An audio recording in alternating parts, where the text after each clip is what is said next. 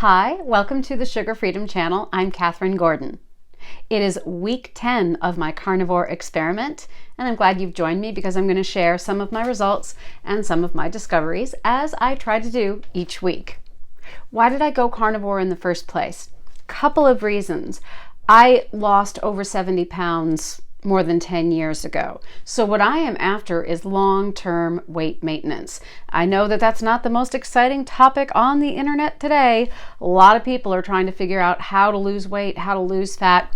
What I am doing is continuing my journey. I've lost the weight. I got to a normal healthy weight back in 2008. And so I'm maintaining it. And maintenance is a very important subject. If we could lose the weight and never gain it back, we probably would not be dealing with this epidemic of people trying to lose weight, overcome overweight, and overcome obesity. What I'm trying to do is keep the weight off. So I'm 55 and I went through menopause about 3 years ago. And it seems like every transition in my life to adulthood, having a baby, being a mom, and then perimenopause, and then going through menopause, everything, it's like my carbs, the older I get, the tighter my carbs have to get in order for me to be able to stay lean and healthy and also have a good mental attitude. There's another video on this channel about dopamine resistance and about the alt sliding scale diet, which really got me to give up everything but animal foods in order to see if I could get my dopamine to normalize and get my mood to normalize. And the good news is that my mood and my motivation is much better. So on that video, which is dopamine, insulin resistance, and sugar, that talks about how the way we eat can interfere with our dopamine signaling and how we feel. And go ahead, take a look at that. That's much more specifically concerning food and mood. These videos that I'm doing as I do this 12-week carnivore experiment are more geared toward helping people understand what happened to me when I went carnivore. And please understand that this is a demonstration, not a recommendation. I'm simply sharing the story about what I did. This is a powerful protocol. If you have any health conditions, please, or anyone, talk to your doctor before you make a nutritional change. Dr. Altshuler, who wrote the alt sliding scale diet, he's a medical doctor, he's a psychiatrist. The first thing he says is go see your doctor first before you try this. So demonstration, not recommendation. So here we go.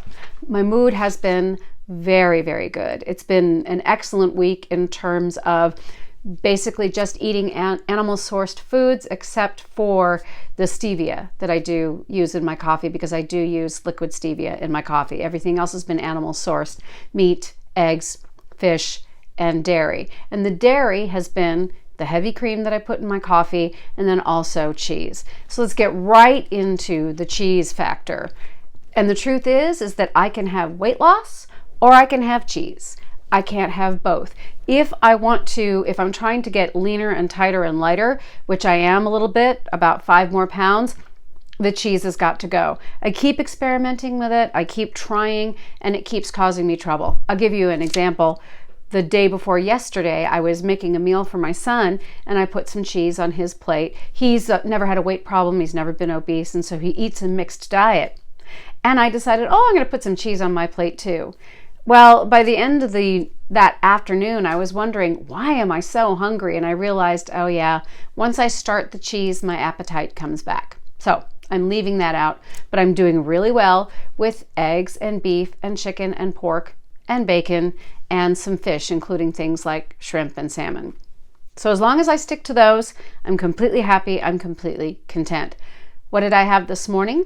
I had some sliced beef. I had a couple of eggs and a couple of slices of bacon. And I had that at 7 o'clock in the morning. It's already 1 o'clock and I am not remotely hungry. I'm generally eating 2 meals a day because that's all I want. One of the wonderful things about this carnivore strategy is I'm really well fueled in order to do all of the things I love. I sing in a choir, I work in the theater, and if you're doing that on an amateur basis. Usually your rehearsals are after the workday, and what I'm finding is I can go to choir practice, I can go to rehearsal, I can do what I need to do, usually happening about 5:30, maybe 6:30 or 7. I have plenty of energy. I'm not hungry. Coming home, spend a little time with my husband, and sleeping really well. Oh my goodness, the sleep on carnivore, really, really good. Sleeping through the night. If my dogs do wake me up or my son comes home and they bark and we wake up, I can get right back to sleep. So really, really positive. Getting up without an alarm. Well, I guess my Australian Shepherds are my alarm. They wake me up. But I'm happy to get up in the morning. Don't need to have an alarm go off. There's something very important that I want to share with you today, though. The question is, why carnivore? The question is, why carnivore? Why in the world would somebody want to give up everything except animal foods? And the truth is, it's because of the way that it makes us feel. It's the way it makes me feel. But why?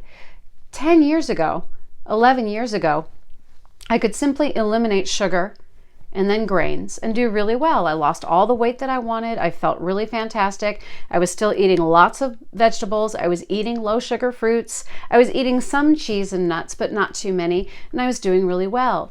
But as I continued to age and get into perimenopause and then in menopause, I found I was less and less able to tolerate. Definitely, I was having a tough time tolerating fruits, and I was having a tough time tolerating vegetables depending on how I cooked them. I will tell you that my goal is, and you know this is a 12-week experiment that I'm doing, I very much would like to bring the above ground vegetables back into my eating plan. My intention, I am doing some fall gardening. We live in California. I can grow vegetables. I can grow broccoli and Brussels sprouts, cauliflower. I can definitely grow kale and other different lettuces and vegetables. I really would like to put them back into my nutrition plan. So I'm trying to get a really good base going, animal-based foods, doing animal-based foods, doing carnivore, but my intention is to see if I can go ahead and put some above ground vegetables back in. What is going on? Why have I been so hungry? Why are so many of us so hungry in spite of the fact that we think that we're eating well? Why do we have what's been called hidden hunger? Well, I ran across an article and some studies that may explain why this is going on. And the article is called The Great Nutrient Collapse. And The Great Nutrient Collapse was written by an article written by Helena Bottmiller-Avik. And it's about some studies done by a mathematician who got interested in biology and what was going on with our food. I'm going to put a link to it here underneath the video, and I highly recommend that you go and find this article and read it. Just Google it, The Great Nutrient Collapse. It's going to come right up, and you're going to be able to read the whole article. What the article demonstrated and what there was a science, there's been a shift in the nutrients in our food. I'm not going to go deeply into it today because today is really about carnivore week 10, but I do want you to read this article because what is happening to the food, our vegetables, our grains, is that because we have more carbon dioxide in the atmosphere, it's changing the food we eat. It's getting bigger. It's growing really well, but its composition is different. It's higher in sugar, lower in protein, and lower in some minerals like iron and zinc. So what's happening is the food is actually changing because of the atmosphere. One of the things that was studied and one of the things that's written about in this article is a study of zooplankton, which eats algae. And there was a confusion about the algae that got more light was getting bigger, but the zooplankton that were eating the algae, they were getting sicker, big and sick. They were getting plenty to eat, but they were still starving because the nutrient content of what they were eating was not appropriate. We're not getting enough protein from the foods that we eat, and we're getting more sugar. And the way that I've heard it put is that we're literally turning our vegetables, we're turning our plants into junk food because we're growing them to have more sugar, to have less protein, and fewer vitamins and minerals. And what's driving that is carbon dioxide. So what do? Well, one of the experiments was, well, maybe it's because we're hybridizing these foods to have more sugar and to be bigger. What if we take something that's a weed and hasn't been hybridized? Well, they tested goldenrod. It had not been hybridized. It had not been tampered with. And it too was lower in protein and higher in sugar. So this is what we're up against, my dear friends, my freedom friends. We're up against eating food that we're doing the best that we can, but the food that we're eating is not high enough in the nutrients that we need in order to feel good and feel energized. And I believe that this is one of the reasons why so many of us feel driven to overeat. And I think it's one of the reasons that when I changed to animal-based foods, eating mostly meat and eggs and some full-fat dairy, I'm nourished, I'm satisfied, and outside of the 2 meals I eat a day, I'm never hungry. So maybe that explains it. Thank you so much for tuning in to this week 10 of my carnivore experiment. And please read that article, The Great Nutrient Collapse, see what you think. And then next, what I'm going to be looking at, well, if the plants are changing, are the animals who are eating the plants changing?